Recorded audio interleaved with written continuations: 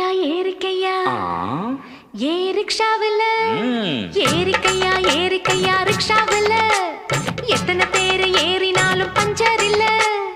ஏறிக்கையா ரிக்ஷாவில் எத்தனை பேர் ஏறினாலும் பஞ்சர் இல்ல.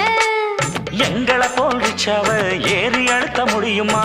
ஏறித்தான் பாறையா என்ன ஜெயிக்க முடியுமா? பள்ளம் மேடு உனக்கு தெரியுமா? போட்டி வேணாம் அம்மா. ஏறிக்கையா ரிக்ஷாவில் எத்தனை பேர்